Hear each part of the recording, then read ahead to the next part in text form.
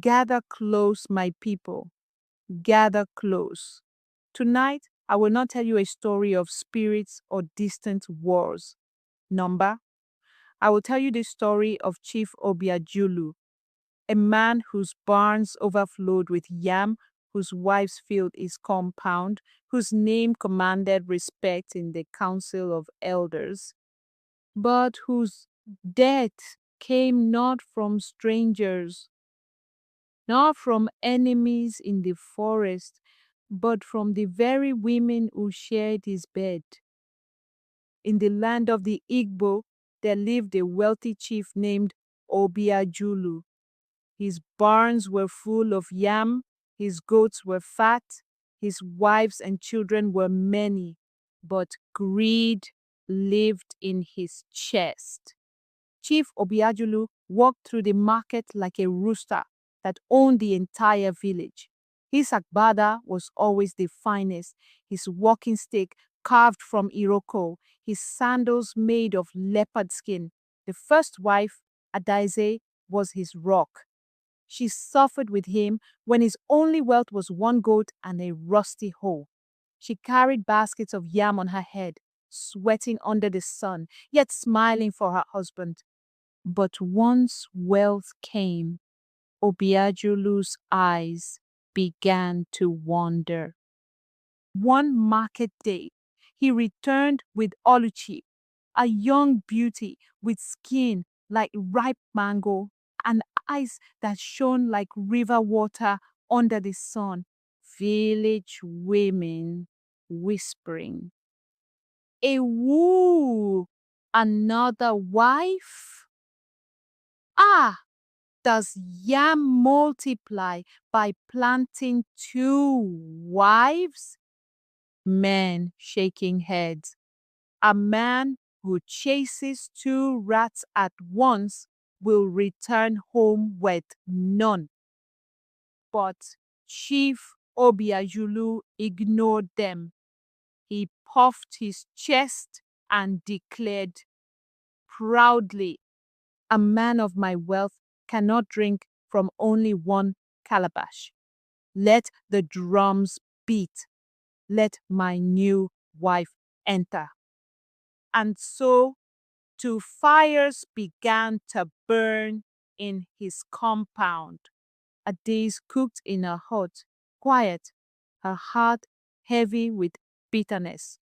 Oluchi cooked in hers, laughing sweetly, her songs floating like perfume. At night, Obiajulu's footsteps almost always turned towards Oluchi's hut. Adise, once proud and respected, now felt abandoned, like a calabash cracked and thrown aside. Adise, muttering to herself while stirring soup. He forgets the woman who built his wealth. He forgets the sweat of my youth. If he chooses to treat me like a stone, then let me find warmth elsewhere.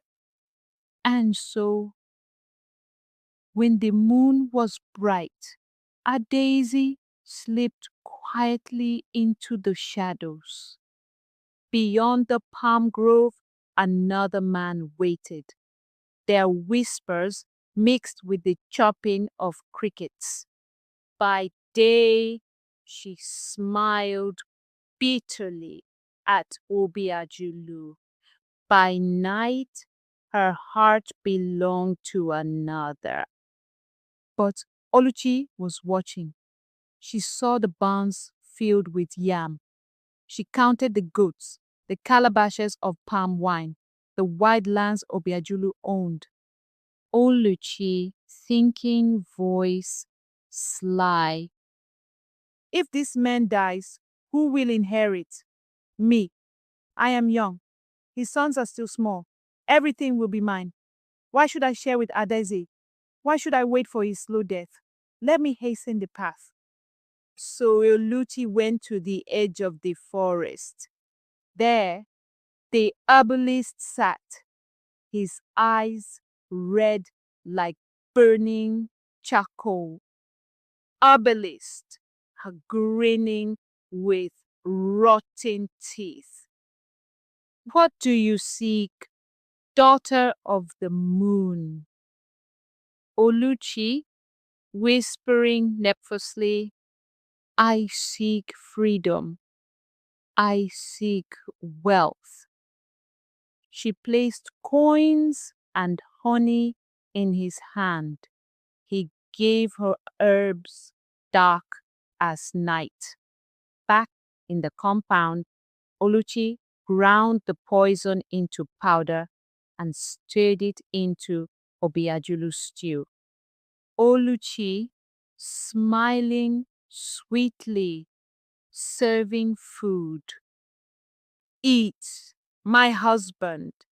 This will make you strong like a lion. And if Obiajulu, blind in love and lust, ate greedily.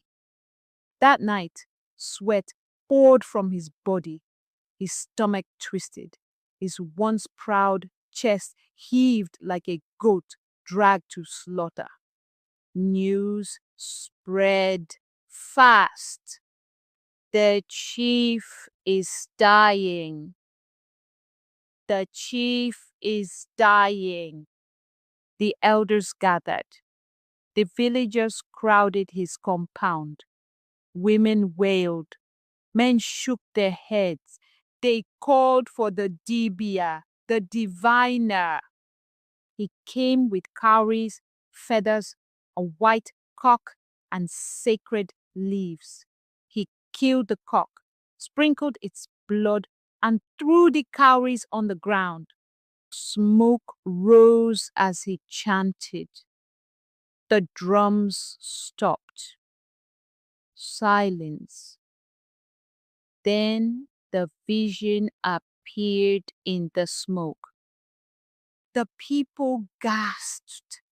They saw Adise, the first wife, lying under the palm grove in another man's arms. They saw Oluchi, the second wife, grinding poison into the stew.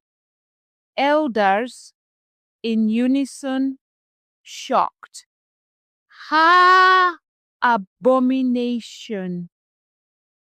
Elder, raising his staff, voice trembling.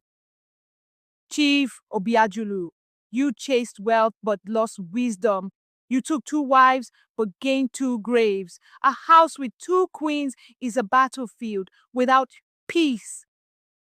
By the second sunrise, Chief Obiajulu was gone. His barns of yam stood full, but he could not eat them. His goats bleated, but he could not hear them. His land stretched wide, but he could not walk it. Adise was cast out in shame, her secret exposed. Oluchi fled into the night, cursed as a murderer, wandering like a shadow with no home. The once proud compound crumbled. Goats scattered. Barns rotted. Children grew wild without guidance. Listen well. A man who thinks wealth is enough to control his home is a fool. Wealth without wisdom is like soup without salt. Chief Obiajulu thought having 2 wives would make him a great man, but instead it dug 2 graves at his doorstep. Adise, the first wife, forgot loyalty and respect, chasing secret pleasures until shame destroyed her. Oluchi, the second wife, allowed greed and jealousy to grow into poison that stained her hands forever. And that, my friends, is the story of Chief Obiajulu. a reminder that betrayal and greed can burn down even the strongest household.